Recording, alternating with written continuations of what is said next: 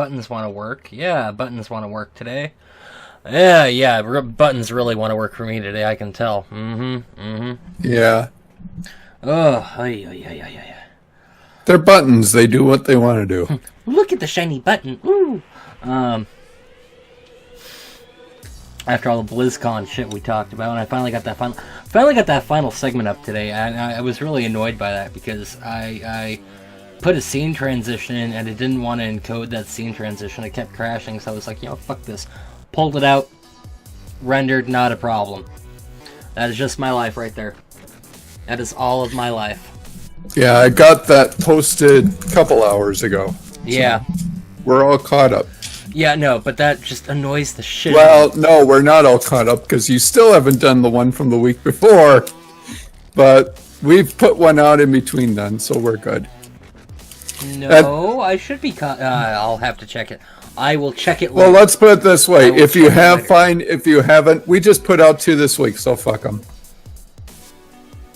Okay, yeah, I put it out. Because you did it in 2 different pieces. So. Yeah. Plus and I linked you the main one that you said you were going to just steal that whole thing from. So what? I did, and then 48 hours later, while I was still working on getting it edited, you just put up part 1. I'm like, oh, fuck this.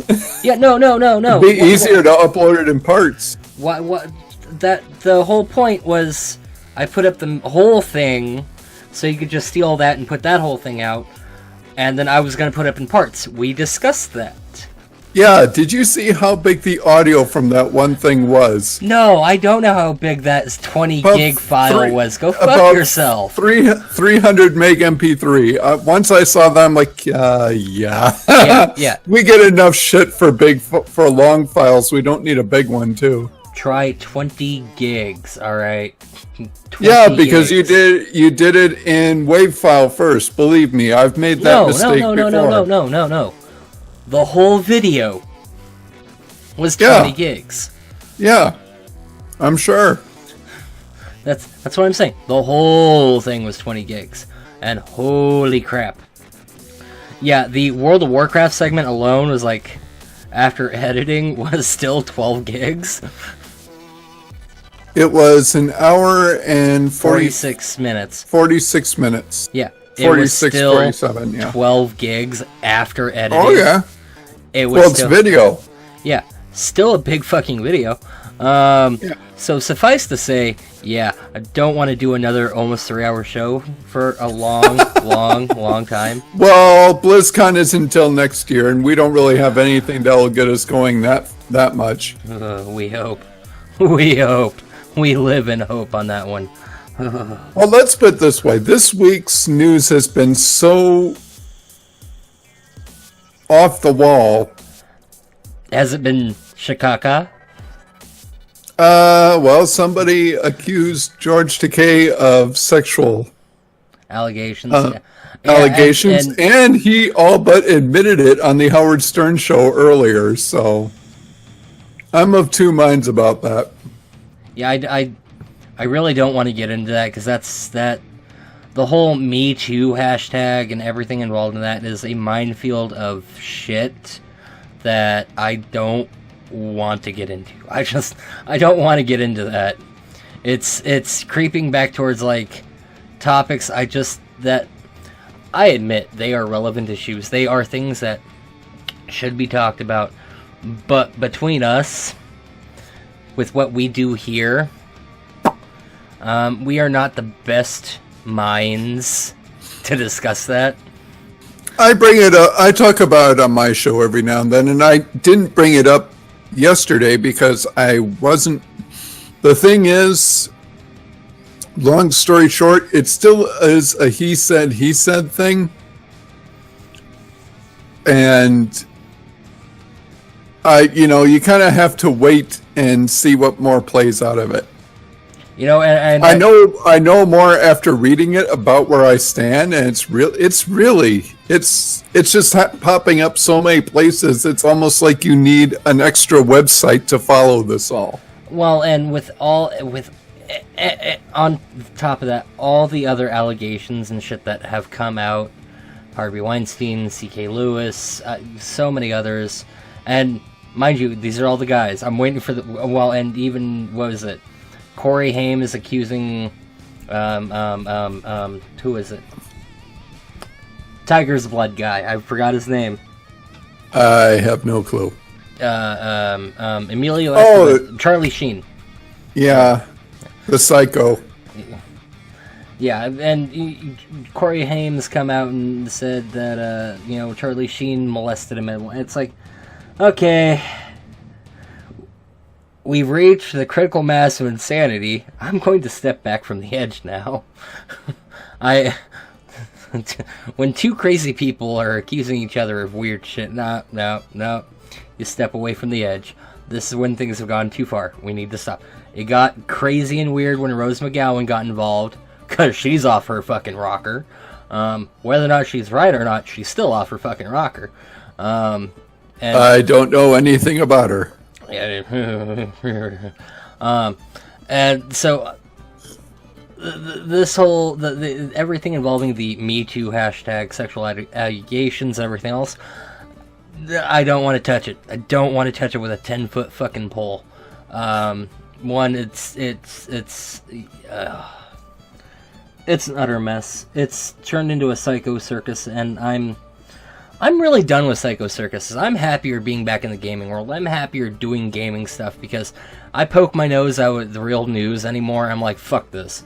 And that is me being really nice about that. I'm just like, fuck this. You know what? Give me video games, give me movies, give me comics and cartoons. Hell, throw a couple of furries in there. And you know what? I will retain what little sanity I have left, because otherwise I will turn into a driveling maniac of pissed off psychoses if I have to deal with the bullshit that's going on with the news anymore. See, this is what you've already fucking caused. You brought it up and it's like, oh, motherfucker, god damn it. I thought for you that was Tuesday. Thursdays. It's supposed to be Thursdays. Oh. This is Sunday, damn it. It's been a long 4-day weekend for me. I was trying to make a Street Fighter joke, but apparently it went over his head. No, because normally I would love to make a No One Expects Expansion Inquisition. For me, it was Tuesday. The screen. It was just like our wedding night. Anything. I would normally like to make lovely jokes. Don't think I remember that one, and I'm actually kind of proud. Yeah, it's okay. Normally I'd be happy to make, but with just the insanity that's been going on, it's like, nah, you know what? I can't. Who is it? Was it Patton, or who was it that said that all it takes for evil to win is for good men to do nothing? In this particular case, it's not that good men are doing nothing. It's good men are fucking tired of fighting every fucking fight and seeing every single front, and just no. It's like, I'm on vacation. I am on social media and the social causes and everything that is quote unquote newsworthy fucking vacation, indefinitely. I will check back in with you at a later time about whether or not I am good to go to talk about this shit again. Okay? Okay. That is just where I was in a happy state of mind. And you saw what I was like before I got a job. Then I got a job, and I've become mentally healthier again. And I don't want to go back. I don't want to backslide like that. God damn it. So we're gonna stick to gaming for a while because, god damn it, it's a little bit funnier. There will be some social jabs, especially if we cover the Cuphead thing. I do want to talk about the Cuphead thing. You posted the link.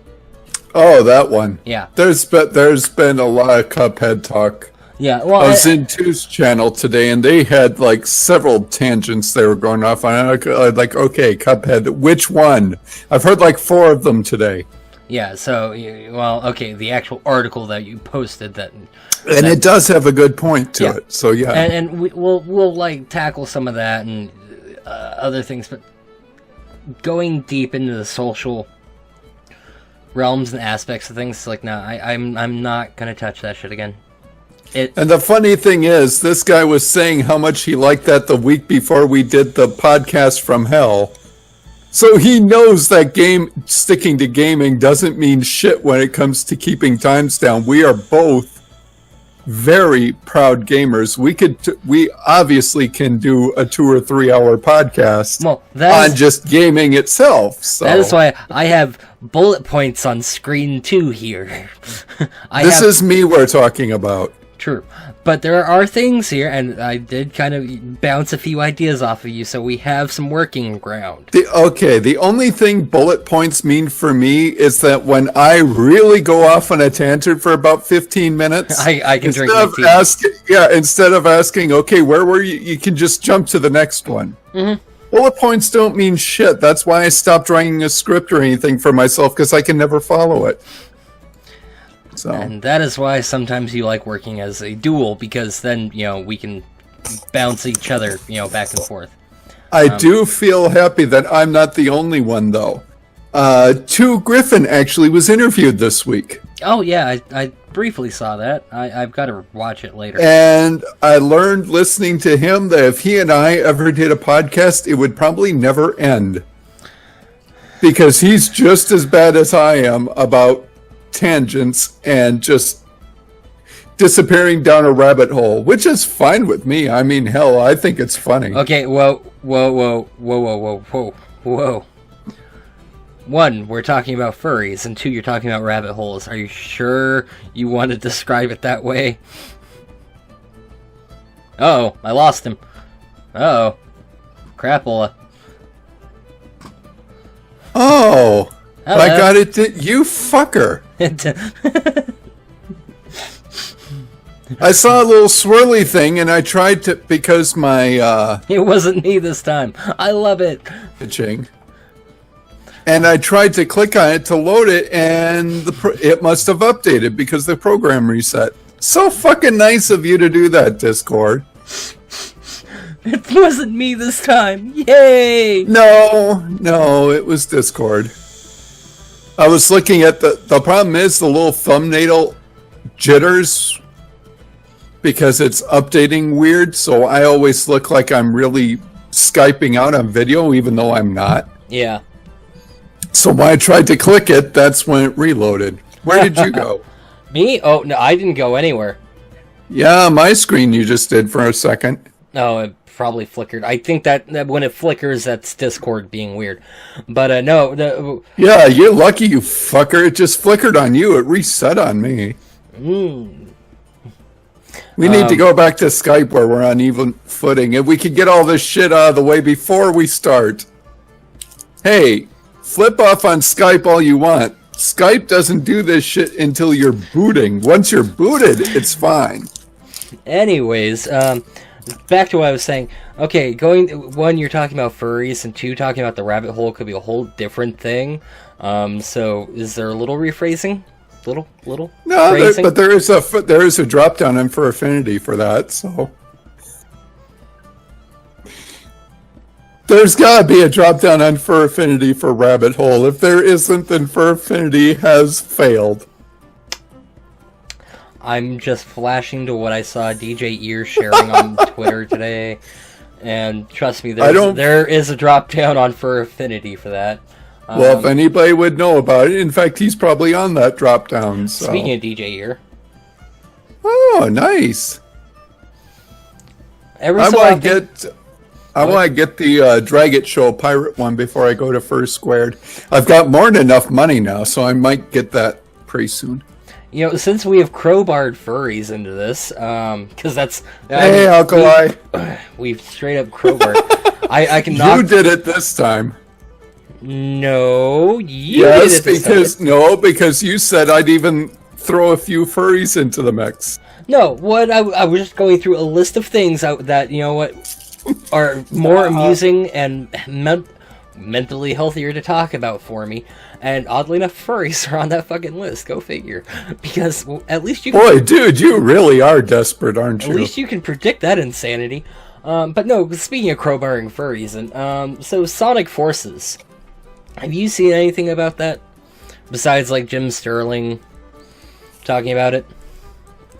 I think I heard a little bit about it today. I wasn't sure if that was what they were... I don't know usually enough about these until they come out and I see a Let's Play on them, so... Yeah, well, it is the newest Sonic game. And I guess games media, like, journalists are crapping on it, but people are enjoying the game. Kind of, speaking of Jim Sterling, kind of reaching over and stealing a note real quick. I mean, from what I've seen of it, it's not that too terrible of a game. Yeah, like, the end boss is shit. I mean, it's a 3D Sonic shit, end boss, whoop-de-doo. Well, it's going to be Robotnik, usually. I mean, it's like Mario. No, they've moved away from Robotnik a lot of the time. Oh, well. Amazingly. Okay. But, beyond that, it's actually a not bad game, not a great game, but not a bad Sonic game. And I'm kind of with Jim Sterling on this one of, it doesn't seem that bad. I mean, it's not great. It's Sonic. Yeah. Come on. But a weird note to it is, like, normally you only get like a handful of the normal Sonic characters. They pretty much threw in everyone in the kitchen sink except 2 characters, and like Big the Cat, and that kind of saddens me is they left out Big the Cat. Big the Cat's a great character. What the hell, leaving out Big the Cat, dicks? And then Cream the Rabbit. That's appropriately named, isn't it? Yeah. And we don't have to go any further than that. Just let everybody's mind set on that. Cream the Rabbit. But no, like, one of the big selling points, and I've seen Twitter blow up about it since the game come out, is basically you get to make your own character in this game. Oh, yes, I remember. You get to make your own furry character, basically. Yeah. Jim Sterling made jokes about it. Devil Lore and Mike B have made fun about it. Like, so many people have made fun about it, and the furry community is just like, we got our own game now. I'm like, yeah, okay, kids, you've got to have your own game. Shoo. Hey, I can't be a spider, so not everybody's represented here. I'm sure as hell you can't be a dragon. Actually, I think you can be a dragon, and you can be a spider character. That'd be fun. I don't have the game. I can't personally tell you whether or not that's true or not. I do have a controller, and it's probably buried under 5 pounds of computer cables right now, but so I could play it, but I've been told you don't play Sonic games with a keyboard. It's almost impossible to do. No, you play it with a controller. So. You do. That is just how it goes. I do have it out because I did get Mortal Kombat, and I got Injustice. So I have a couple of games that I could play with a controller. I just don't choose to play with it right now because I'm Oh shit, working. I hit the wrong button. There we go. Back now. Yeah, we weren't recording, were we? No, we were. Oh, good. I hit the wrong button on something else. Oh. It went to the holding screen for a minute. I was going to say, this is why you minimize your porn before you start working. Didn't go to that, thank God. That would have been far more interesting and would have been a pain in the ass to edit out. But anyways, yeah, no. I was being facetious there. What the fuck? It takes enough resources for me to do this. I couldn't watch porn right now if I wanted to. I have 24 gigs of RAM. I have 24 gigs of RAM. I can do a few more things now. Anyways, not all of them productive either, apparently. Nope. Won't deny it. Nope. Nope. I went a little Crichton there. I apologize. You won't get that joke. People who watch Red Dwarf will get that joke, though. Go Dwarfers. I gotta watch it. I gotta watch that newest season, by the way. Let's see here. It's on Netflix, isn't it? No, it's also on Amazon Prime, I think. I'll have to check that. But anyways, surprised it's not on BritBox. Yeah. Anyways, so what do we want to tackle first off my hot list here? I do not have your hot list in front of me, so just throw a dart. Yeah. This isn't Dubious Intent Plus. We don't have a Trello up right now, so I can't see what you're looking at. I know. I love it. So, share your screen or something so I can see what you're doing. No. Nope. Anyways, so you know what? Stealing other. You think you can shock me with something? That's kind of adorable, actually. So kind of leaning over and stealing another Jim Sterling joke. EAnicron. Yeah, I like that. I hadn't heard that until this last one. It's like, now, if only he could play like 5 seconds of Unicron's theme when he says that, that would be fun. So EAnicron, who slurped the desiccated remains of Visceral Gaming. And it did. EA just slurped their fucking innards out, and is seemed to be pouncing on its next victim. Respawn Entertainment, creators of Titanfall and Titanfall 2. Now, okay, so I have this hate relationship with EA. I fucking hate EA. Pretty much any gamer hates EA in one fashion or another. Either because the Madden FL games have gone on way too long, because of loot boxes, because of their evil fucking corporation, like Walmart level evil corporation. Weren't they the ones that fucked up SimCity 4? Because of what they did to SimCity. Yeah. It was, EAnicron, and I don't get tired of saying that, is pouncing on a creator, on a studio that really hasn't gotten a moment to truly, show us what it's made of. Because Titanfall was a fun and engaging game, had no storyline, was trash for storyline, and that was one of my biggest bitches about Titanfall, was it had no storyline whatsoever. What story was there was very weak and slapdashed and kind of like, there's a story here? What happened? Well, then they come out with Titanfall 2. Titanfall 2, beautiful story. Oh my god, it was a great story. And there was no real loot box system. There was, everything you could get in-game, and it had a great, fun multiplayer. It was just, Titanfall 2 was a great game all around. Let's take a look at Visceral Games. Dead Space, great game. Dead Space 2, great game. Dead Space 3, which was under the helm of EAnicron, slurping out the insides of Visceral, was a horrible mess of a fucking game. I'm really glad Visceral actually ended the Dead Space series with that game.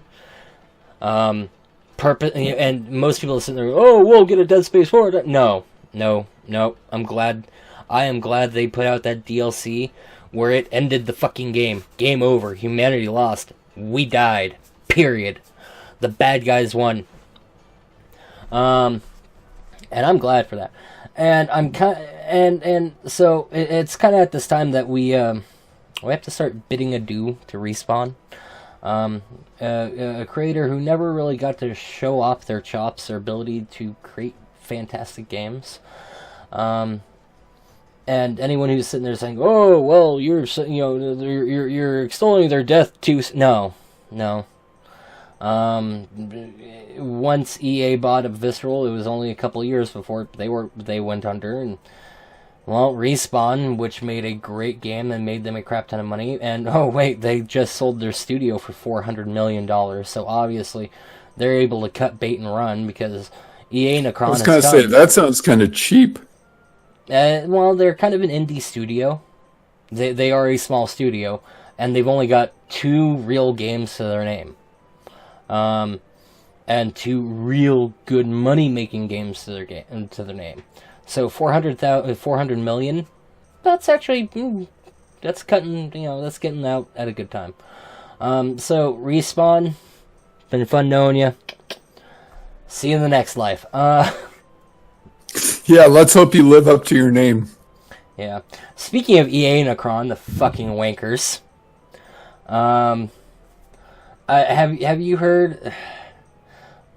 Okay, I'm not a big fan of various Star Wars games. Like The Old Republic, great game. If it hadn't fucked itself in the beginning. Now I'm told that The Old Republic has gotten better. Have you played The Old Republic recently? The MMO? Yeah. I've got it installed. I installed it a few months ago during the time of really bad nerves. I haven't played it yet. The only reason I installed it was because you can play for free up to level 50, which supposedly gets you through the storyline and whatnot. So, I don't know. Eventually, sometime I'd probably like to try it. But we both played the beta for it. Oh yeah, I was still living out there when that came out. We both played the beta for it. We enjoyed the beta.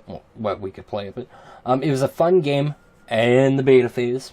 As a $15 a month sub game when it came out, wasn't that fun? Then it went free to play, and they dropped that ball like it was a hot potato full of nuclear lead. And that's just, how EA works. Well, and then you've got other Star Wars games over the years that have been kind of meh, either really crappy or really good. There's been no real middle ground. Like the most middle ground game was pod racing for the N64.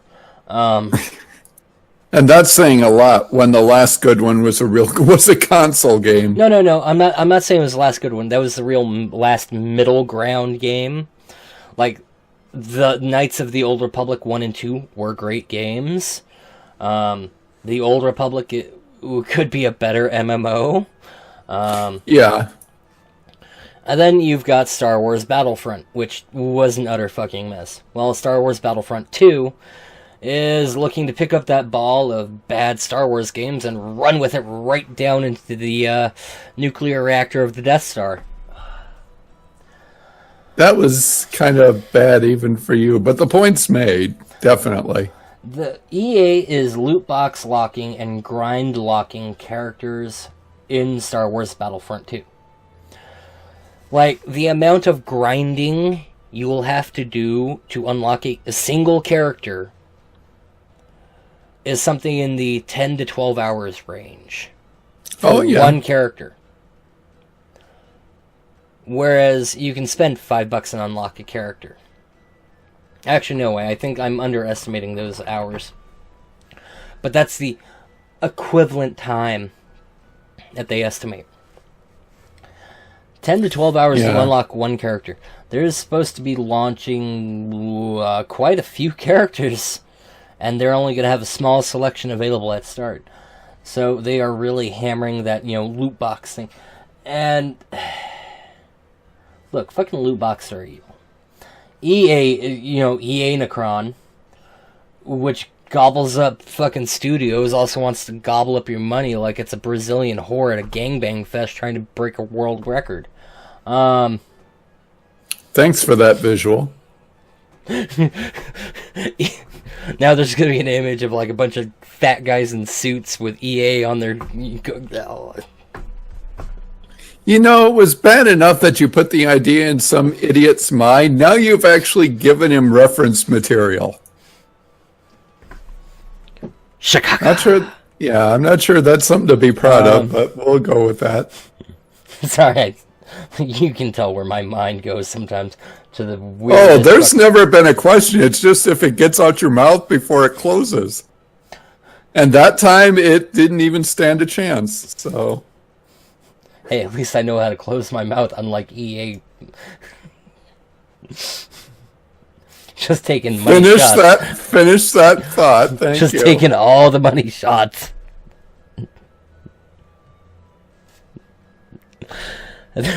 All the terrible, terrible puns today. I'm not going to apologize in any way, shape, or form because wouldn't that be out of character for us? It would. It really would. But we've both kind of run into the issue with loot boxes, how they are teasing, tantalizing, little cock whores that want nothing but our money. And EA is the king of loot box evil.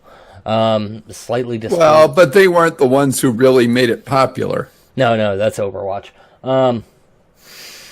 They just jumped on the pony that nobody wanted to see get popular. Yeah, the moment the idea of loot boxes became big, EA jumped on that like a starving man at a buffet line. It's so terrible.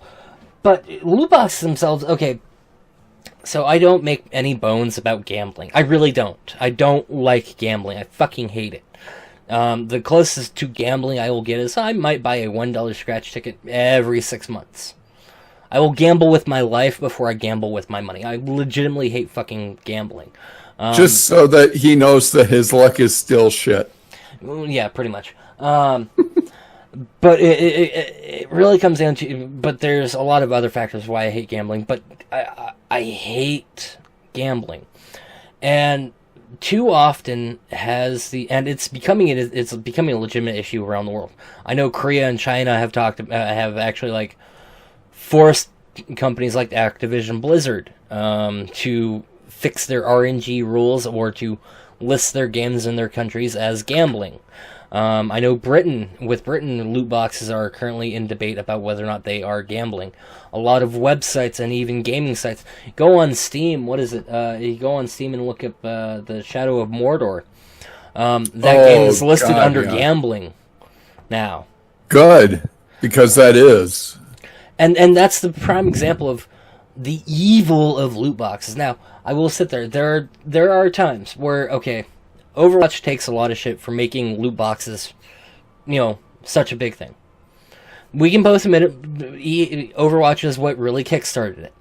Overwatch kickstarted it because you have a AAA, so to speak, game that cost $60 that launched with loot boxes, which hadn't been done before. But before that, we also had League of Legends, which has its own kind of pseudo loot box system. Yeah, but those are free to play, so that's more the territory loot boxes were expected to be in. Yeah, and looking at League of Legends, for as fucking much as I hate that game too, that system at least works and is valid and is decent because you can pay for a quote unquote loot box, unlock a character, or you can just play the game and spend like an hour or two and you can unlock a character. Not a problem. Or unlock a skin or whatever have you. Yeah. That's not a problem. Overwatch, which launched with loot boxes. And the loot boxes... I understand why Overwatch takes so much shit. Because it was a AAA game, it was a $60 game, or $120 if you bought the Collector's Edition, or $80 if you bought the Digital Collector's Edition. That launched with these loot boxes. Now, the loot boxes in Overwatch don't actually affect gameplay at all. They don't. They are character skins and sprays and everything else. Yes, it's annoying as hell when you get a box full of duplicates. That's annoying, but you at least earn coin off that where you can buy something else. Okay, that's annoying. And if you spend $50, that's on you. You don't have to buy them. You can earn, theoretically, everything in-game. It depends on how many hours you want to spend wasting your life playing the game. That's a middle ground evil. That's not terrible. Then you get Shadows of Mordor, which is way the fuck over here, where you can't actually get the game's true ending without something like 30 hours of grinding or spending $50 in loot boxes. Yeah. The fuck. I think the only game that really does loot boxes right is Heroes. Because because Overwatch not only puts things into loot boxes, but they'll put things into seasonal loot boxes. Yeah, and they'll gate things like that, which can be annoying. But at least we have learned as of recently that, a previous year's loot item that you may have wanted you couldn't get, you can at least buy the next year. You just have to wait the time. That's annoying, but not that bad. That's kind of the, it moves it down the scale of evil. It's still evil, but not as evil. Yeah, I'd still prefer Heroes because once it launches, it's there. Like Kel'Thuzad was, 2 months ago? Yeah. You can still, even though, there were various skins for people that launched, you can't get them as a bundle. I don't think, maybe you can. Well, there's some you can go out and you can buy every one of those skins I could go over there July and say, you know what? I finally want the skin. It will still be there. And it'll still be unlocked. That's the only one. If I have to defend loot boxes, that's the only game I can really do it with. Heroes of the Storm falls into a slightly more evil category because you do have to spend to unlock characters unless you want to grind a metric ton to earn the money. You have the time to do it. I was also on beta and got to keep all my money. Yeah, but you've got the time to grind out. I did start. Yeah. I would love to be able to get Junkrat. I don't have 10k gold in game. Now I could reach over, buy the gold, and I can unlock Junkrat. That's why Heroes of the Storm is a little more evil, because to make it easier, it's just easier to spend money to unlock heroes. And it's like no. Well, it is, but if you consider the fact. The most expensive, I think, is 15,000 I've ever seen. 25,000. Who's 25? I just saw it the other day. It's I will have to check it. I will actually have to go into Heroes and check it. It was 25,000. And that's fuck me. I don't have the time to grind out that kind of gold. Let's say on average it's about what? Well, the average is about 15,000. You still need to have all that time to grind out 15,000 gold. But they make it so that you're not like in League or Smite or whatnot. You don't get it strictly from at the end of a game. They give you quests that you can do, and you can earn 200, 300, sometimes 800 gold in one day. So they do give you means other than what other games. You are not committed to having to just sit and play matches for hours and hours and hours on end. But that's ultimately what you have to do. Well, you have to do that with any game, but they do take one step to ensure that you at least have a leg up. That's why they are not as evil as, say, Shadows of Mordor or something else. But loot boxes themselves, though, the whole loot box system is just fucking evil in general. Especially when it's in the hands of, EAnicron. Because they take it to extremes. And then, but on the other hand, you've got Activision, who recently did that happy patent on loot boxes that terrifies everyone. And that's a whole nother subject. That is like a half an hour subject in and of itself, just breaking that down. But honestly, loot boxes, any game that has character mechanics, class mechanics, characters locked into loot boxes, and that you have to that is comparatively time to wage percentage. Say Washington State minimum wage is $11 an hour.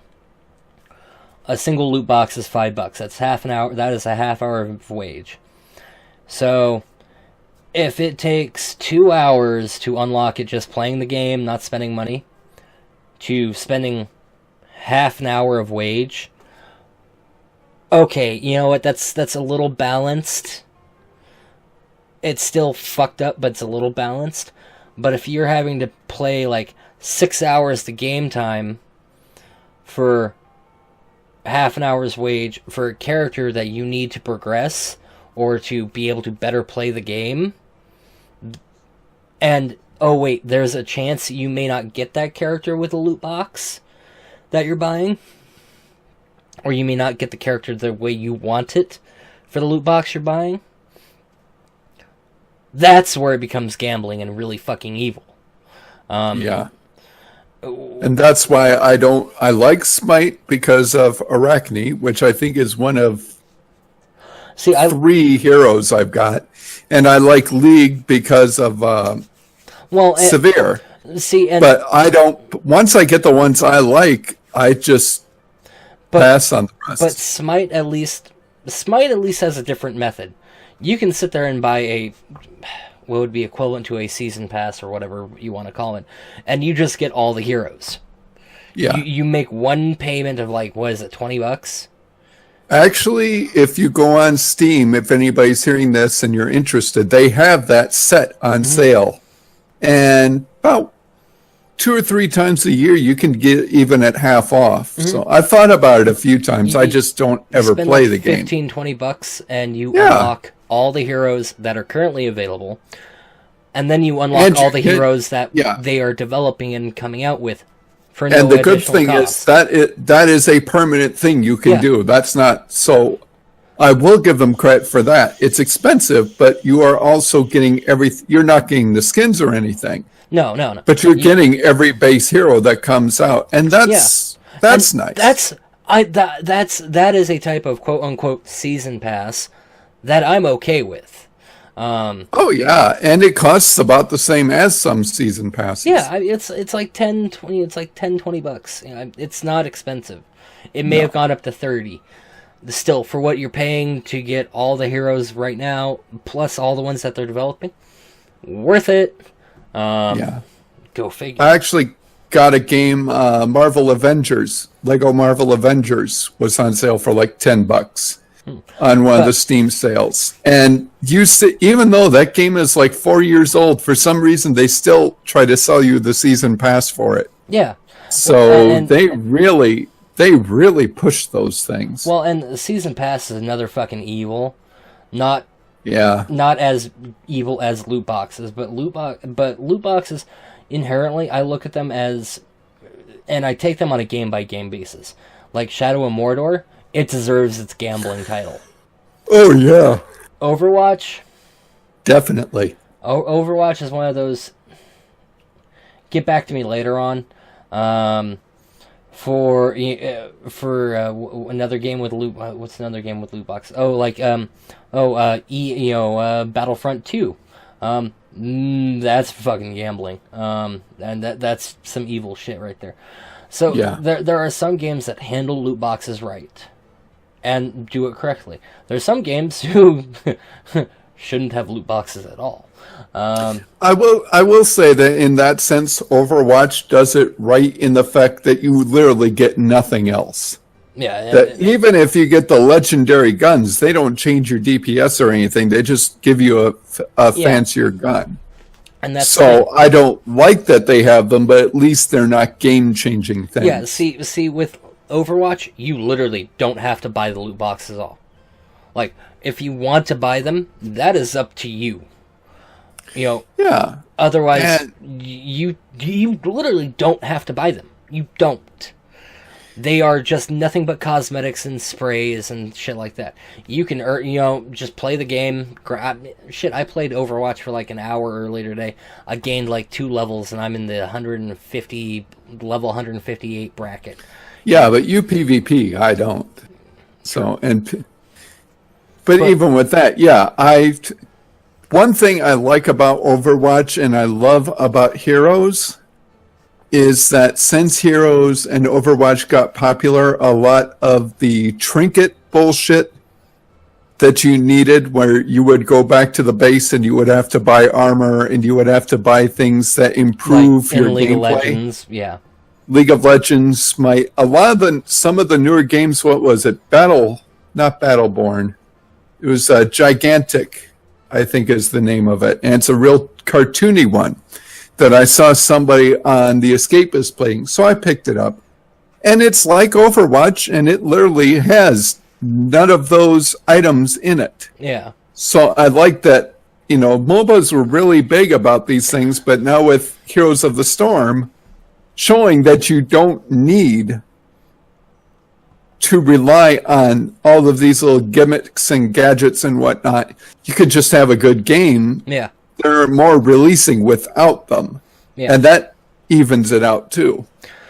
So essentially what we're saying is EAnicron is fucking wankers for destroying Visceral games. I didn't think that was ever in question, but if it was, starting to consume Respawn Entertainment, and for all of their loot box bullshit with Star Wars Battlefront 2 and Shadows of Mordor.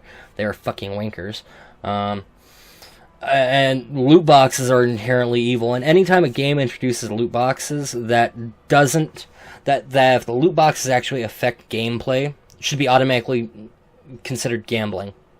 Period. Doesn't matter what the game is, should automatically be considered gambling. If they don't affect gameplay, if they are nothing but cosmetics, walk away. Just like, you if you buy a loot box, that is your discretion. Because that is all up to you. And then you've got Monster Hunter, which is coming out in January.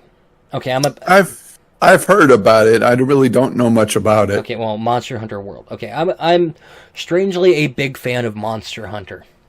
And I really, really, really wish there was more Monster Hunter games for the PS4. There isn't. Go figure. But Monster Hunter World is coming out in January, and it looks so delicious. Especially with, having Aloy from Horizon Zero Dawn in it. But no, but Monster Hunter World is, you go around, you kill monsters, you skin them, you build. It is a survival game. That's always been done kind of right. But it's actually fun. It's like, you remember my Horizon Zero Dawn gameplay stuff. Yeah. Imagine that, but with actual, like, dinosaurs and dragons and whatnot instead of giant robots. And you craft things and you build armor and build weapons. It's lots of fun. And it would be a game that you would sit there and go, okay, yeah, that's a perfect spot for them to put in loot boxes. Slit my wrists. But amazingly, Capcom, the publisher for Monster Hunter, is not putting in loot boxes. No, I remember hearing about that. Good for them. That is something that came out in the last couple of days. They are actually they are not putting in loot boxes in the game, which I'm, one, surprised, and two, really, really glad for. I'm, like, absurd. Now, mind you, they may patch them in later, like catch-up mechanics or whatever else have you. But at release, they aren't. It caught me by surprise. Like, a AAA game... A AAA game that would be ripe for the picking for loot boxes, not getting them? What the hell? I mean, don't get me wrong. I'm glad they're going to be there. I'm exalted and thrilled and exhilarated and everything else. But I'm very skeptical on the why. I'm very skeptical about it. Like, Monster Hunter... Okay, the year of the loot box and a AAA game coming without loot boxes? What deviltry is this? It really is a shocker to me. I can understand that. Hey, what can I say? They've become fairly ubiquitous at this point. I mean, it's hard to imagine something without them. 2017 has become the year of the loot box. I mean, hell, even WoW technically has a loot box. If dungeon runs. Enough said. But anyways, but yeah, so like Monster Hunter World not having loot boxes and having Aloy in it, that shit's got me excited. I'll be buying and playing that. Speaking of Horizon Zero Dawn, yes, I found the subtlety of segues after all these years. I'm a sad, terrible person. Forgive me. Anyways, so Horizon Zero Dawn: The Frozen Wilds came out. It is the first and maybe only DLC expansion for the game. I don't know. We don't know right now. There's nothing really known, and the expansion itself is actually a lot of fun. I've been playing through it, and it's been great, glorious fun. It doesn't really add to the game. As a side note, however, if you have played all the way through the game, the expansion kind of messes with you because it has all these characters that you already encounter, and some live, some die, some just disappear. And so you kind of sit there and go, game time travel wizardry. I think Jim Sterling was talking about that. I think I remember seeing him mention that. And yeah, But yeah, so there's, but otherwise it's actually a lot of fun. It introduces some new creatures, got some new weapons, got some new armors. The AI is way more aggressive. Oh my god. It's so much fun to get punched in the face to death.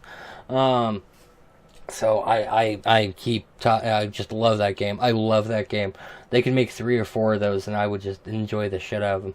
And yet I don't like Uncharted. And I'm kind of mixed feelings about the new Tomb Raider games. But Horizon Zero Dawn, yeah, baby. I'm weird like that. I just don't know why. I really don't. Okay, so that actually covers a lot of my major points. So I'm down to that one's kind of a weird point that I'm going to ignore for now until there's more information. So we have the Cuphead thing. Or do you want to speculate about WoW? You mean, do you want to revisit something we did for almost 2 hours straight? Yeah, but this time we can actually trim it down to about 15 minutes. Oh, this is me you're talking about. We couldn't do that if we tried. Especially with new information that's come out recently. What did I miss?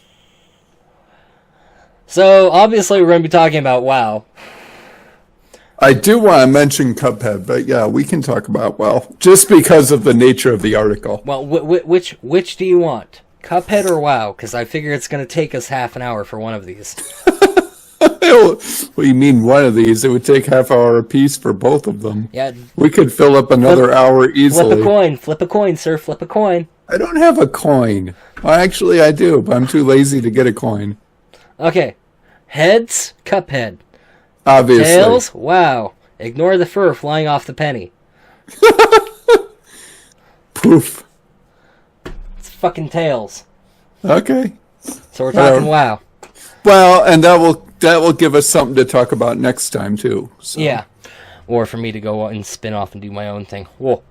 I haven't done one of those in a while. But anyways, so kind of recapping the decap, we did actually kind of speculate and talk about some of the goodness that we are seeing with Battle for Azeroth. And we get a lot of story points in this and that. Now, with Nobel and quite a few others, they are speculating on, what leads up to, and even actually people in my comment section on the videos I posted have actually talked about this too, is what leads up to the sacking of Undercity. And we know that's, and now we do know that it is Teldrassil burns the ground and then Undercity occurs. That's right. I heard about that on Nobel. Yes.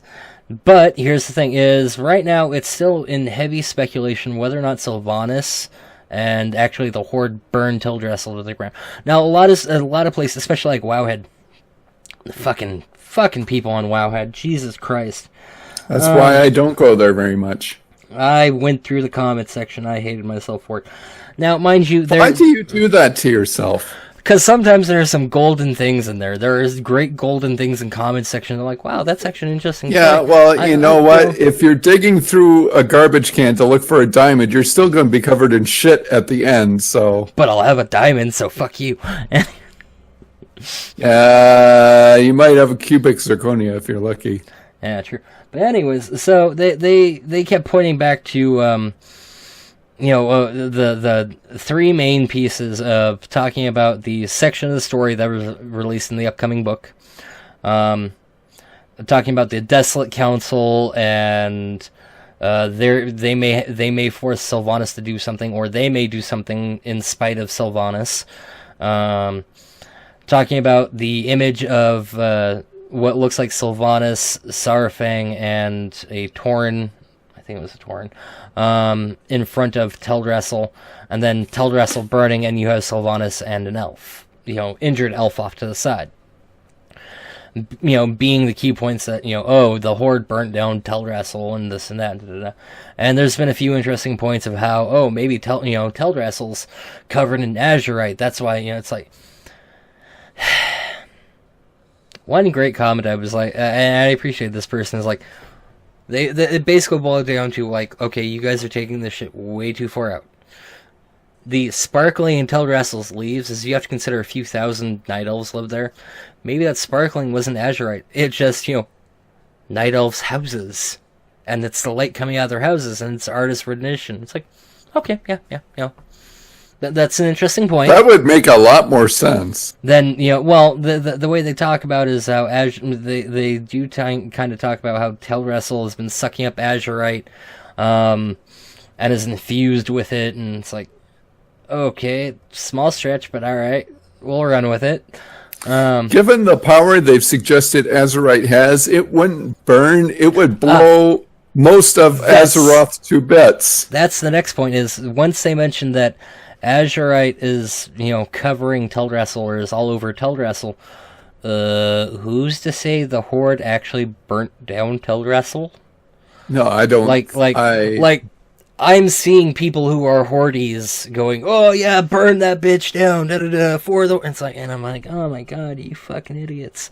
And then I'm seeing Alliance people sitting there going, oh, Sylvanas, burn it down, fuck the Horde. And it's like, oh, you fucking idiots. And I'm just sitting there, and I love the theory you have. I love that theory. It's one of the best theories, and I want us to run with that as much as we can, is Teldrassil was an inside job done by Gen Greymane. Yeah, I can't remember where I watched. I was looking at somebody's post. I think I was looking at Nobel's post on it, and one of the things was that Gen Greymane. Well, one of them said that, and then a couple more delved into it. That Gen, since Valerian. Or not Valerian. Varian. Varian and Anduin are so close, he can't get Anduin to fight. Yeah. So he needs a powder cake to launch it off. And I wouldn't even be surprised, because this wouldn't be the first time it's happened to her, if that Forsaken Consul works with them to... Because if you look at what happened to the Wrathgate... Oh, yeah, the Wrathgate. That was completely out of Sylvanas'... I mean, she knew they were building it, but she didn't authorize the use of it. So it's not like the Forsaken would do something that went against Sylvanas. They've done it before. They could do it again. Yeah. Now, I do... There are some interesting points from the book that I just kind of sit there... And this is where kind of Christy Golden has lost me. Is Sylvanas was, boosted up to the, War Chief of the Horde and this and that. She is such a schemer, a planner, and whatnot. Why wouldn't she have put one of her most trusted lieutenants, Nathanius Blightcaller, in charge of the Horde not in charge of the Horde, in charge of the Forsaken in her absence? Because the way it plays out in the book is how she was elevated to the war chief, and she's spending more time trying to build bridges with the orcs and the Tauren and the trolls and whatnot, that she's been neglecting the Forsaken, but they, no one really trusts her and this and that, and that she left the Undercity without leadership. It's like, that doesn't sound like the cunning, kind of slightly evil leader of the Forsaken to me, that she would forget something so simple like that. Considering what happened, and we just mentioned it, the last time that she left it without leadership, it ended up being the siege of Undercity. No, in that case, it wasn't so much she left it without leadership. She had stepped away to aid the front lines and entrusted Vera Marthas to run things in her stead, and shit went awry. Well, yeah, but that's like I was saying. The last time she left, she put somebody in charge she thought that she trusted. She knows Nathaniel. She knows that won't happen. So, yeah, she wouldn't not leave somebody there. Yeah, why? And that's one point that Christy Golden has fucking lost me on. Completely lost the plot. Why would she not leave literally her most trusted lieutenant, the person who she would have made into an actual ranger if they were both still alive, a human ranger? Why wouldn't she put him, especially after, she gives him a more humanoid form, in charge of the Forsaken in her stead? What? Why? What? You lost the plot there, Golden. You completely lost the fucking plot. Well, you mentioned last time, and I admit, I'm a gamer. I'm not a book person, so I haven't read the Warcraft stories, many of them. I did read one. I can't remember what it was. It was one that Angela had about a human and an orc that went back in time. Oh, okay, yeah, that one's not that bad. I think it was. I think it was a dragon and an orc, and that was a very good book. Yes, Broxigar and Crassus. Yes, but yeah, yes, that was a good book. But aside from that, like we've mentioned before, and this stemmed out of Warlords of Draenor, I don't like the idea of a expansion being built on something that I would say at least 50% of the people who play this game won't look at. Mm-hmm. Well, so they can literally do anything in the game, and if people are like, well, why is this? Well, you have to go read the book. Well, and like you said, before this, she has not been good about treating the game.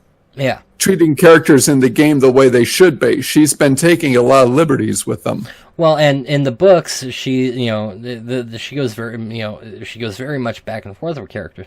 But it's like, Solanas even mentioned this, once the Blight cult, once Nathaniel has mentioned this to her, that, a kind of democratic, governance has popped up. She's like, oh, well, okay, yeah, it happens. It's like, no, that's like, what? That's not, it's like, okay, yeah, you kind of expect something like that to happen, but you sit there and go, okay, you've had your fun, Mama's back in town now, and you disperse, and that's why with that single page, Christy Golden has lost the plot with me completely. Because it's like, why would Sylvanas accept, this desolate council, which wants to essentially unmake the Forsaken? They don't want to continue unliving. They don't want to continue immortal forever as rotting corpses. They want to, basically kill the Forsaken. They want to end their undead essence, and it's like, with everything that Sylvanas has just fought for, she wouldn't be taking that lying down, especially if they are a democratic governance. It's like, what? No. She is the queen bitch of the horde.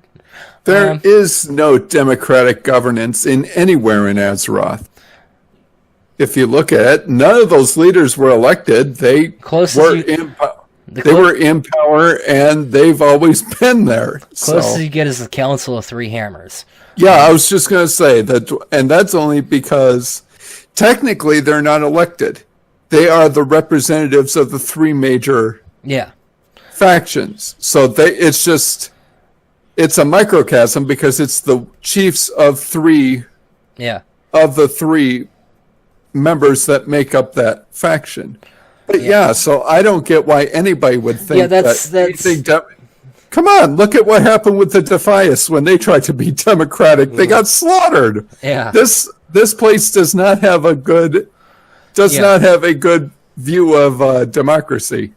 Yeah, so a lot of what from that single page that has been extrapolated and talked about and pulled apart and dissected and whatnot, I'm just sitting there going, that's complete and utter horseshit. Even being taken off context, which it obviously is, we still know that in this book, this page exists as it is. Mm-hmm. So whether it's horseshit out of context or horseshit in the book, it doesn't matter if it's gold on either side. This page fucks everything. Yeah, this fucks up the character, the entire character of Sylvanas. Just willy-nilly accepting, a desolate council. And not a character that matches the trailer at all. No, and that's another kind of, honestly, I kind of wonder if the game story designers are interacting with Christy Golden on any, serious level.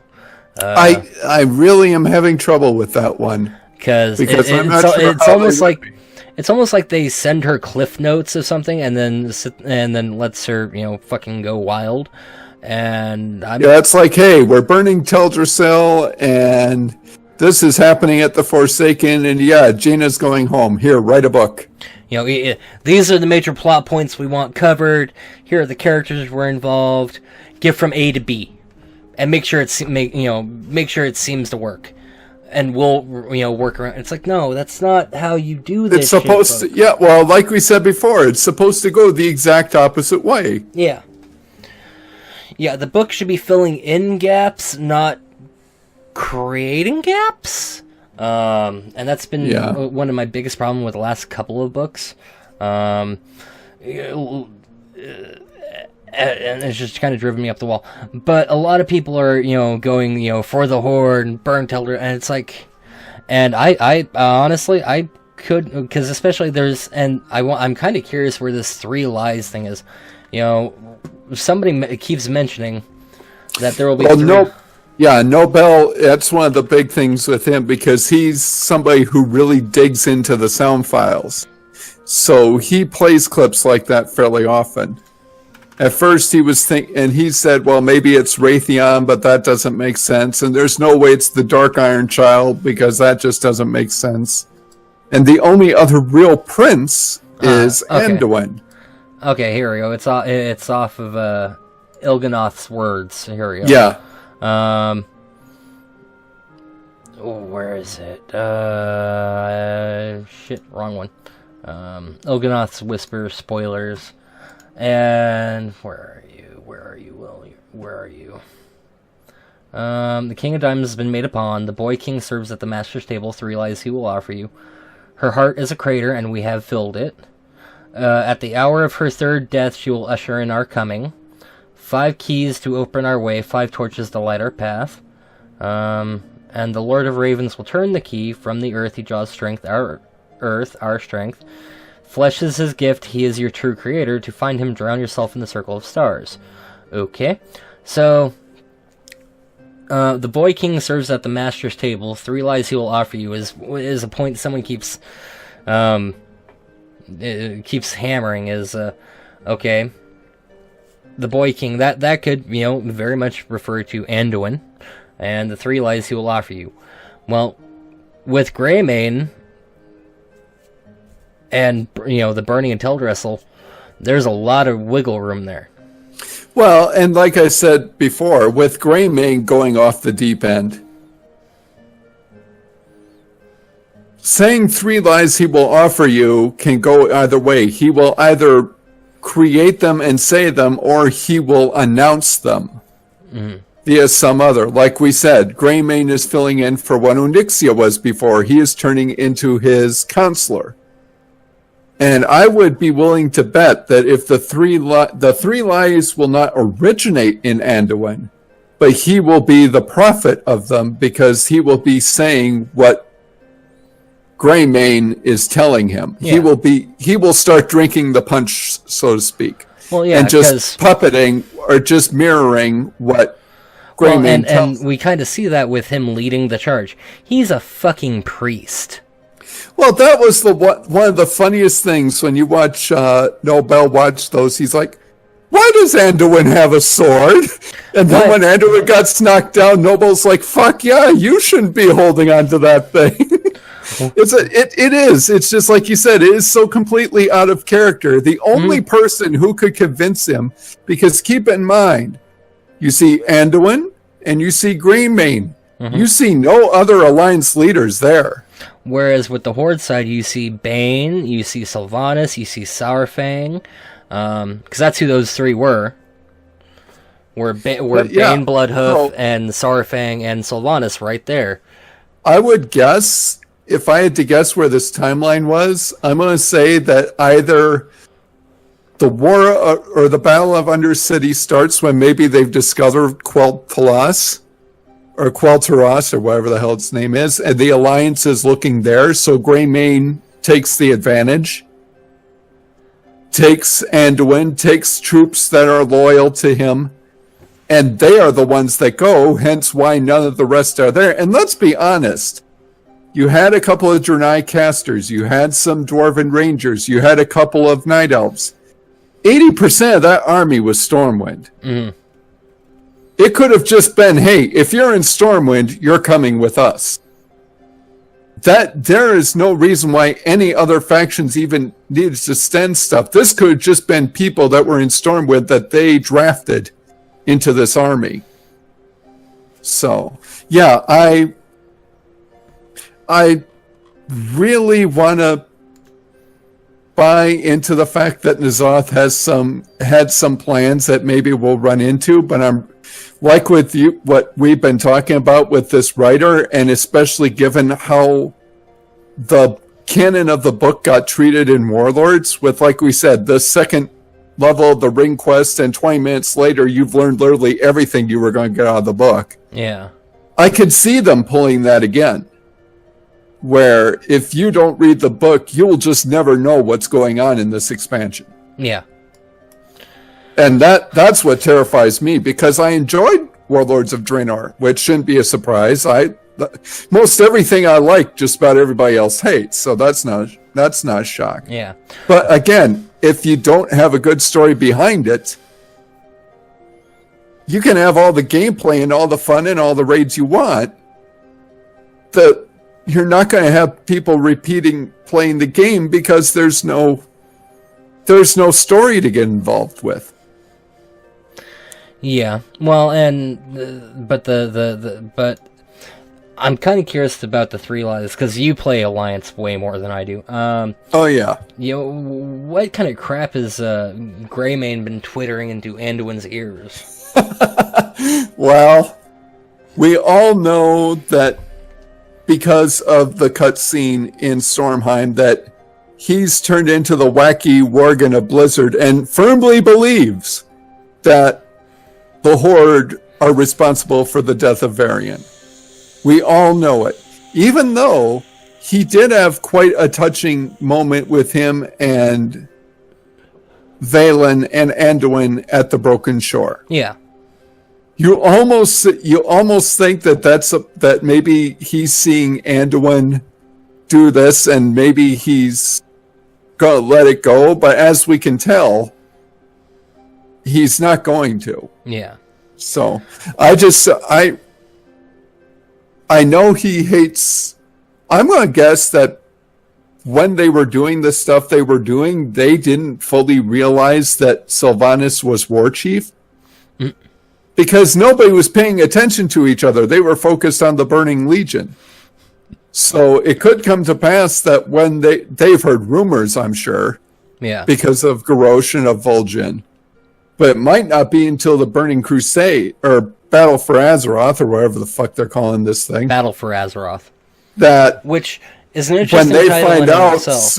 Yeah, when they find out that Sylvanas is actually the war chief, that could send any progress Greymane has had could send him right off the deep end again. Yeah. Because his sworn enemy is now, in his eyes, is now leading the entire Horde. So I really wish I could look and say, well, yeah, I see this and this, but ever since Warlords and even Legion didn't really have that cohesive of a story to it. It's just really getting harder to figure out what they're going to be doing, because ever since Cataclysm, things have been getting more dartboardish, where it seems like they throw a dart and whatever 3 things it lands on, that's what they build the story out of. With Legion, let's take Azuna. Azuna itself, its story kind of culminated into going into a dungeon, and even that was kind of like there was no real end to the storyline, because you've got the blue dragons who are over here, you've got the undead elves over here, you've got or the ghost of elves over here, you've got demons at this front, but there was no real end point except that led into a dungeon. Yeah, High Mountain, you actually had an end point. High Mountain was Yeah. It's not my favorite place to go, but High Mountain, actually, the story there was, and Val'Sharah, the two factional ones, were actually, well, factional. It was Night Elves and Tauren. Yeah. But those two stories, I actually enjoy those two places because the story starts, all is contained there, and it finishes there. Mm-hmm. You get some payoff anyway. Mm-hmm. And then with Stormheim, it just kind of... Stormheim could have honestly been placed right outside of Azeroth, and could have honestly been the first PvP battleground that had like stories, because that's all it was. Yeah. Stormheim could actually, as a story, I really liked it because I like the Nordic stuff like that. I think that was pulled off really well, but it was completely ruined by the Horde versus Alliance being there. Yeah. And if they didn't have that, it would have been the third, with the other two, where it was a nice closed story. It's just they had to put the Horde versus Alliance in here because that's what a lot of these sheep pay for. Yeah. So they, like I said, they threw a dart. Oh, hey, landed on Stormheim. That's going to be our PvP area. And then it ruined a good zone. And portions of all the stories from all the zones lead to Suramar. And Suramar had its own open and shut story. Even Suramar, for being very grindtastic, I like Suramar. Yeah. Suramar's a very nice place. I just wish it wasn't gated so much. Because it takes you for fucking ever to get through that thing. And then the Broken Shore itself really didn't have a story. I mean, it did, but it didn't. Again, that was very grindy to get through that. The Broken Shore was a resource race. It's like, here, you can collect all this stuff and turn it in and build buildings. And this is a time filler because, oh, fuck our life. We forgot this has to stretch out for a while. And then Argus. And Argus is turning into the same thing. It's turning into a time sink. And Argus, I love Argus, but after you do the quest for to kill Luara in the temple, it just falls off. Yeah. Now, I know there's supposed to be more story stuff coming, especially when they release the raid in like a week or two, and then stuff that comes after the raid, like to actually start closing up Legion. They're supposed to be actually tying off storylines, which would be nice. For once. But it's just kind of like, it fell off so suddenly, you're like, what the fuck? Really? And that's been a big issue with me, is when the storylines just kind of fall off. It's like, what? Look at what happened with the Grim Totem. Okay, the Grim Totem fell off for so many years, and it seemed like they were going to join the Alliance. Oh, well, now they're back with the Horde, or only half of them are with the Horde, and Magatha has to... It's like, either fucking go through with it, or don't bother. Like, give us the payoff. Give us the payoff of seeing these Grim Totem Tauren join the Alliance. Hell, they'd be a great sub-race. Fuck, I'd be on board for that. I might actually play an Alliance on that one. Even if they weren't a playable race, just having a faction of Tauren there, you could have her be like, mainly for the shaman, she was the special character. Just have her show up. Maybe have her be a neutral person.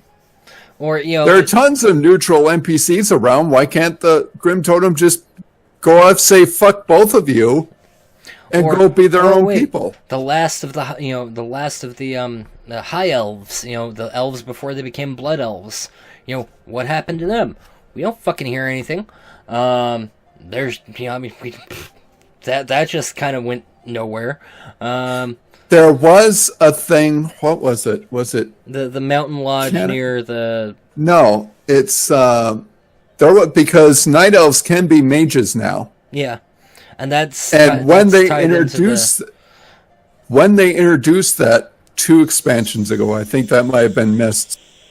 There was a contingent in the Temple of Elune that you could tell were not very well liked. The Yeah. people were saying, we don't want your kind here. So there are high elves? No, those are the highborn.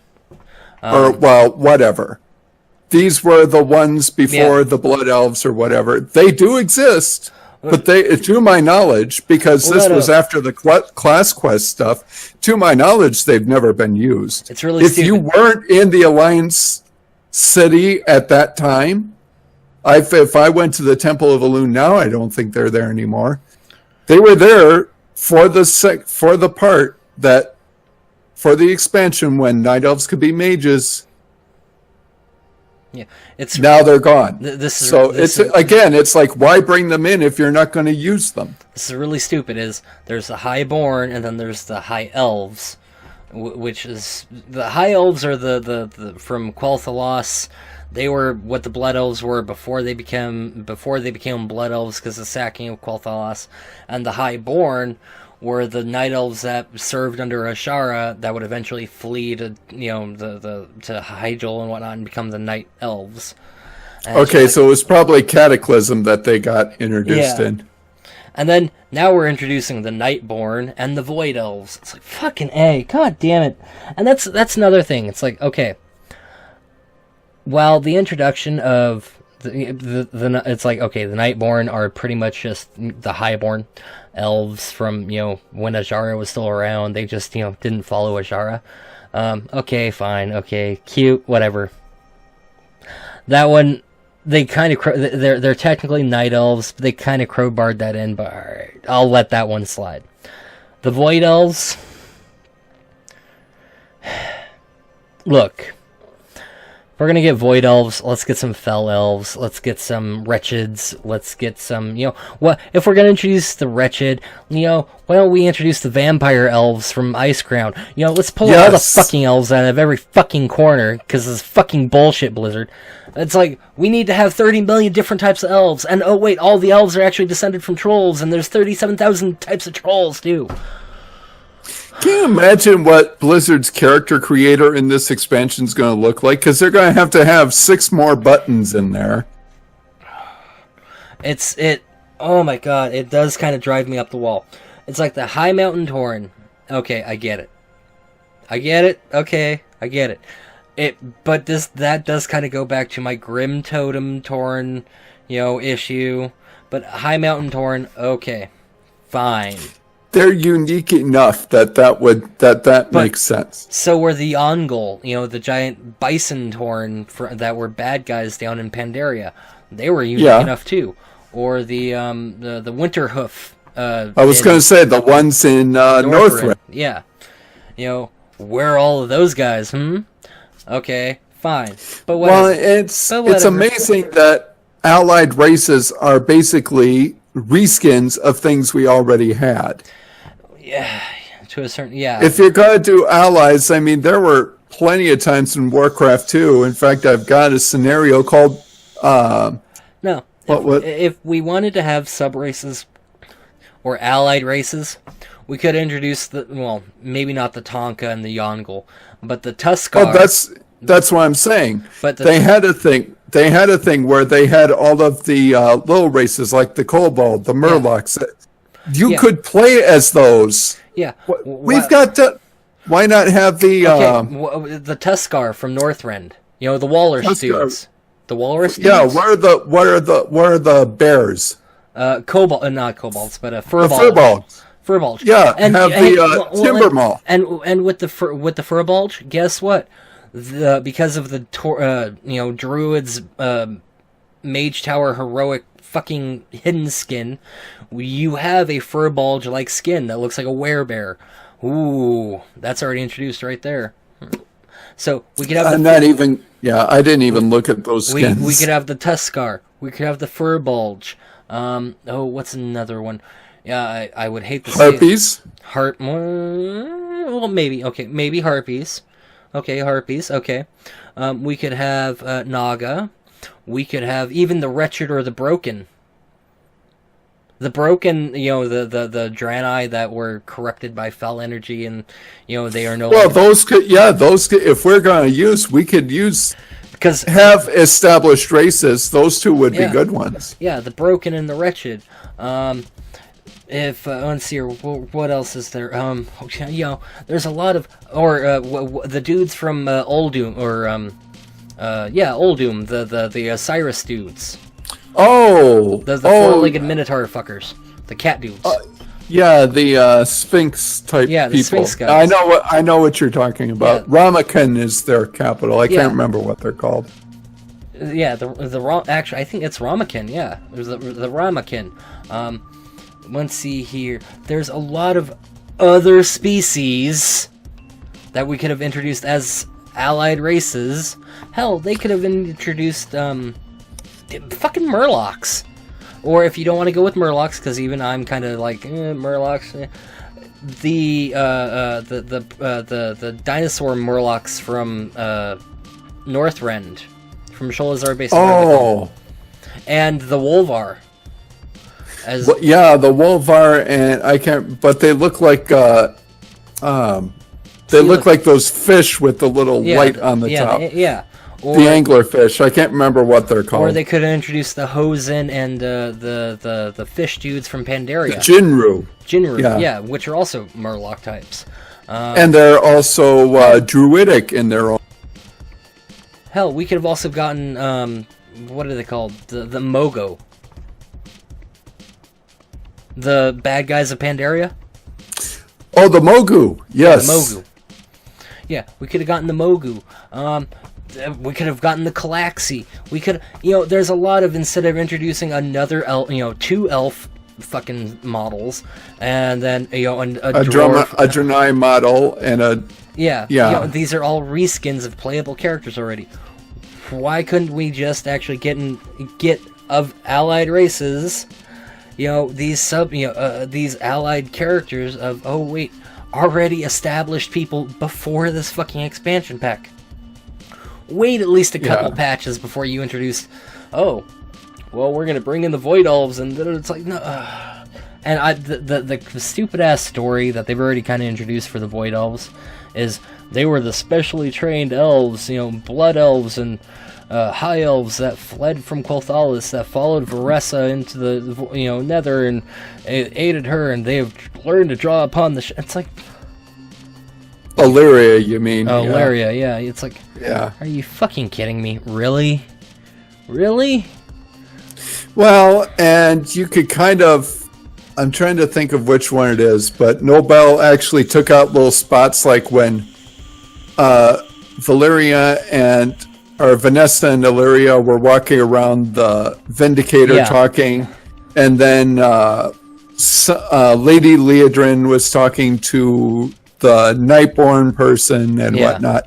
They had little things going on in the background where you could see for some of them that these would be, and when you see that, hey, that's fine. But the High Mountain Tauren and the Dark Iron Dwarves, the Dark Iron Dwarves, okay, I get that. Dark Iron actually should have been introduced long before now, because they've been part of the Alliance for almost since 5 expansions now. Cataclysm, yeah. Yeah, when Moira came back. Yeah, so 4 expansions they've been a part of the Alliance. Shouldn't they have just been folded into the creators so you could make a fucking Dark Iron Dwarf? Yeah, I mean something that should have happened years ago. Mm-hmm. And and we talked. Remember, way back in Cataclysm, we were talking about this. Because we knew there were other groups coming out, and we couldn't figure out why the fuck they took a neutral race in the Goblin, and gave them to the Horde instead of putting somebody else in there. Because you already had the Goblins; they were neutral with everybody. Mm-hmm. So, granted, the way they did it is understandable. They're not all the Goblins; they are the Kezan Goblins. They are a section of Goblins, but the still, Bilgewater area. It still messed everything up. Mm-hmm. It's like. So the Alliance is getting a whole new race. And the Horde's getting goblins. The Horde's getting goblins, which are not too bad to play. But again, it doesn't make sense. Why do you... and they're pulling the exact same shit now in Battle for Azeroth. It's nothing about this. everything about this is just a reskin. Why did they do it? So they don't have to record and do all the voice acting and all the modeling for 6 new races. It's already all there. Mm-hmm. So they'll have to make more skins and whatnot, but a lot of the work is just, dragging the button over and saying, well, it wouldn't be near as time consuming. Well, in some ways, but yeah. Though, I love how we've started and we started bitching. On one hand, last couple episodes, we were kind of praising the sub races, like, oh, this kind of. Now we're kind of bitching about it, like, are you fucking? Now that the buzz of BlizzCon is worn off, we're like, are you fucking kidding us? I still am looking forward to the storylines. Mm-hmm. I think that is, like we said, with the Pandarian, where you go through your little storyline and then you emerge and you can just walk right out into the world. That is a really good idea. I like that. I'm hoping what you'll do when you go through it is like, okay, Alphanon went through and she got the light weavers or whatever. Boom, okay, achievement. You've unlocked this subsect. So you only have to go through the stories once and then you can create them. I would even be good if they had server achievements. It's like, okay, on your server, you've unlocked all of these. That's fine. I would be good with that. But I would rather have it be, okay, I'll take like Sylvestria or I'll take Spy and just say, okay, I've got all the Horde ones unlocked. I'll take Spy, the Death Knight, or I'll take Alpha and say I've got all the Alliance. I don't have to want to do that for every goddamn server and no. If I unlock these, have it be like the Death Knights. Do you have a character that's level 70? Anywhere on our fucking servers. Yeah, I do. Okay, here's your free Death Knight. Go out. If you do it once, that's good. But if that gets to be yet another grind, I don't want to have a max level Horde and Alliance character on a server just so I can roll sub races on that server. Yeah, because I can't get the quest done any other way. Yeah, I'm looking forward to it, but that doesn't mean they can't fuck it up royally. Because they can. Well, I saw an interesting note is someone was going off about how and actually I think this is actually someone who works at Blizzard or works for like a Blizzard website like Wowhead or something. I'm not going to pop up their name, but I am going to mention this as like they were asking if the new sub races, the High Mountain Tauren, the Nightborn, the Void Elves, and the Dark Iron Dwarves, can they be Death Knights? It's like, okay, the Dark Iron Dwarves. I'm not sure how the hell Worgen and Goblins are Death Knights, to be very honest, because that happened after the stuff. With the Goblins, okay. With the Goblins, I understand that one. Well, yeah, they were technically on Azeroth at the time. They were around, and they were, available, and they were helping the Horde, and they were helping the Alliance, and I suppose you can't really give it to one without giving it to the other. And the Worgen, that one's a stretch, but I'll let it go. I will let it go. Well, I'm just going to fall back on. They said, well, if we give it to the Horde, then the Alliance, bitch, fine.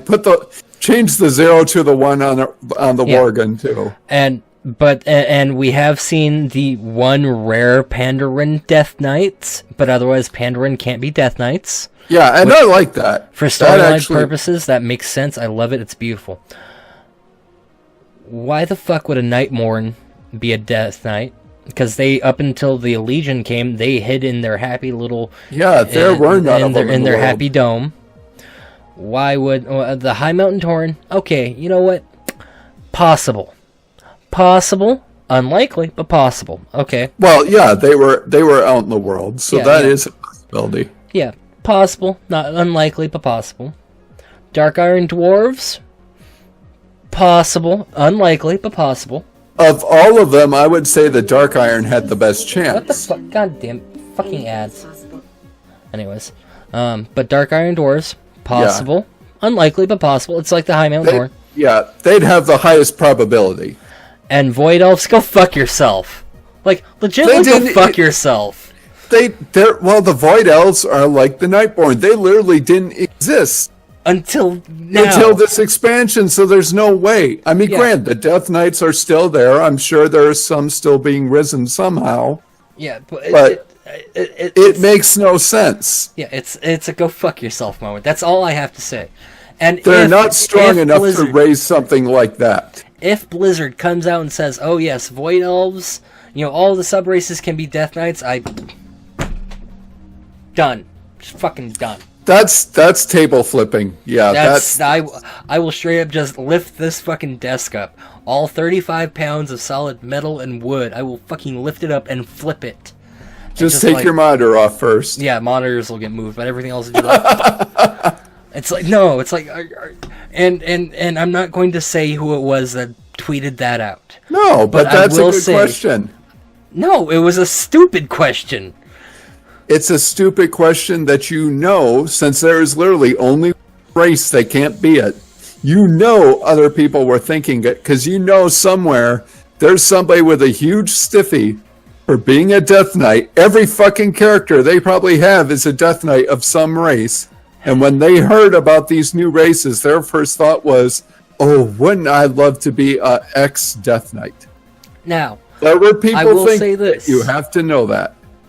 I will say this. I could see, case in point, a Void Elf possibly being like a monk. Now, somebody's... Bear with me for a second. That would make sense. Because monks are about balancing their chi, being at balance with themselves, and, all that fun stuff.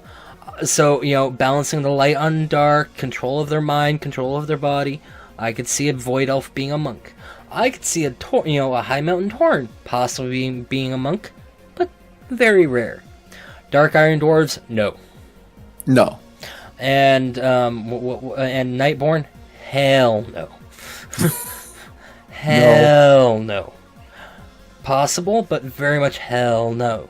I can't really think of many things I would see a highborn or a Nightborn be. A rogue, a mage, obviously. A warrior, a warlock. Obviously a warlock.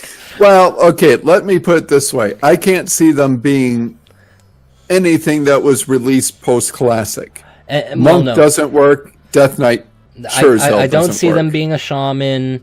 I don't see them being a Death Knight, obviously. I don't see them being a monk, or a shaman, monk, Death Knight. I don't see them being druids. No. I don't see that one. I don't see them... I could see it. I could see a Dark Iron Dwarf being a shaman. Yeah, I could see a Dark Iron Dwarf being a shaman. That would be kind of trippy to look at, actually. That would blow my mind about as much as when I ran into the Goblin Shaman down in Deepholm.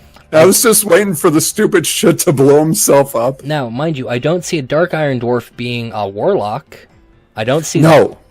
I see them being shamans. I see them being, warriors, rogues, hunters. I don't see them being Death Knights for storyline purposes. Well, they would be rare, very rare, possibly.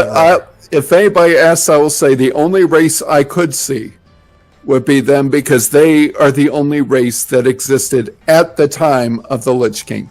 Well, and that's kind of that's why. So that would be the only reason I could see them is That's why I sit there and lean with the also the High Mountain Tauren, because they are so close to Northrend, geographically speaking, that they could be plucked off by the Lich King.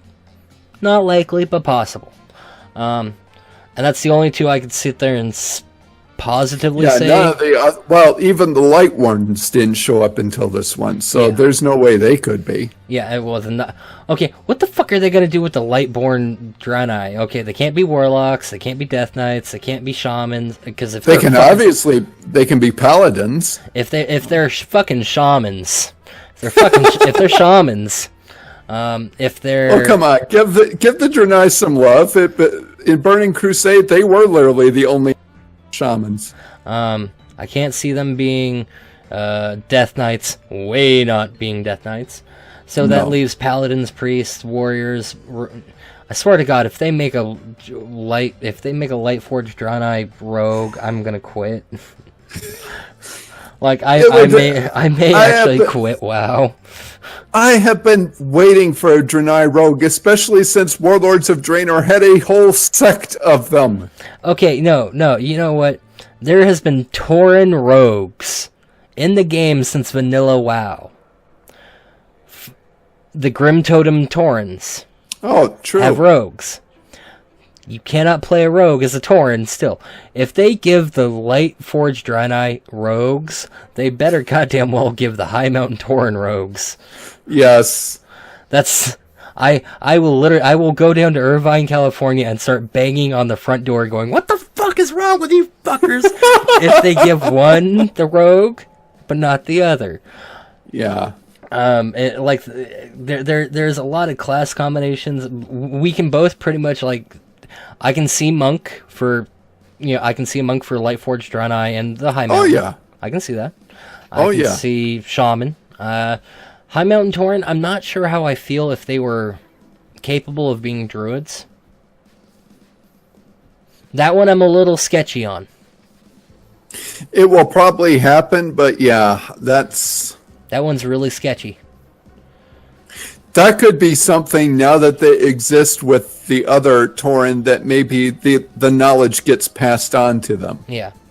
Now, it'd be like the Light Ward could be shamans strictly because the original Draenei are shamans, and those that are curious could now be taught that. You know what? We forgot to talk about the Zandalari. Yeah. The problem with the Zandalari is they could be Death Knights. Not sure they could be monks, but they could be Death Knights.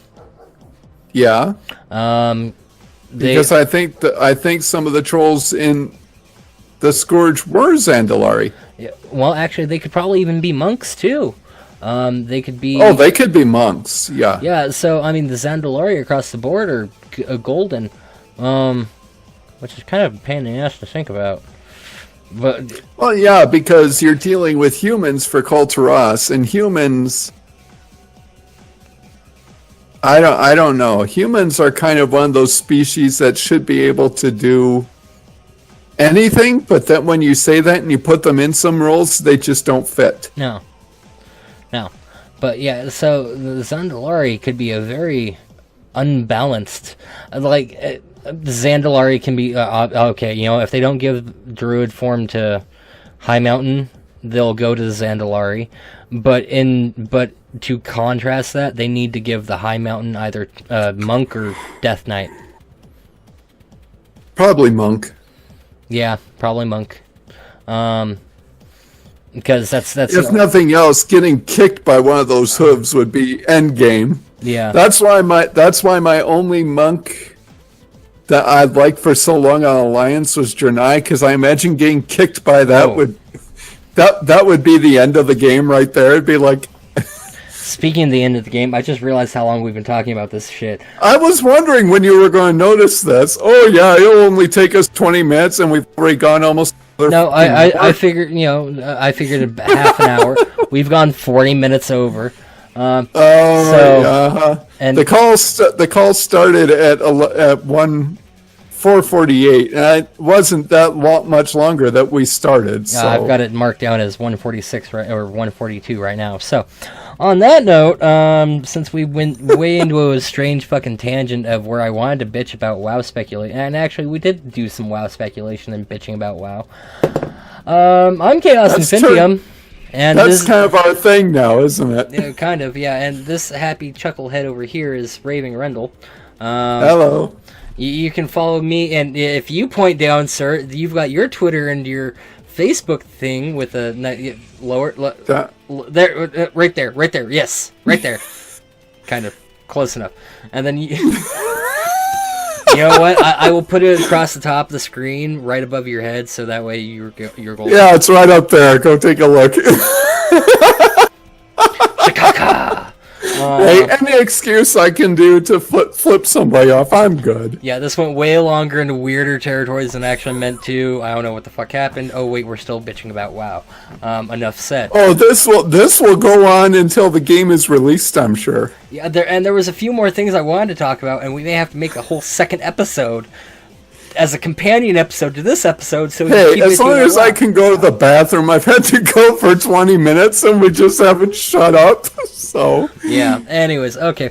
So on that note, I hope everyone's had a good day. I hope everyone's had a good week for veterans. And yes, I know this happened yesterday, but for our veterans of the U.S. and that have served and are currently serving, especially those overseas and in war zones, we do salute you. And we, I've had quite a few veterans in my family, so very much this is our kind of Happy Veterans Day, and come home safe, guys, and all that fun stuff.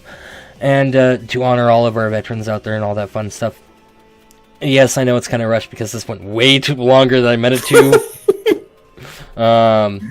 Yeah. Anyways, I've been ChaosInfintium. This is Raving Rendal over here. Hello. And this has been whatever the fuck we're doing these days. This is a fucking mess. That's gonna be the podcast title. Pretty much. Anyways, we will talk to you all later, and until next time, I'll have all the fun and all the good luck. And that's the wrong fucking logo. There we go. Oh, come on. How many logos do we have? Too many. Bye-bye. We have 2.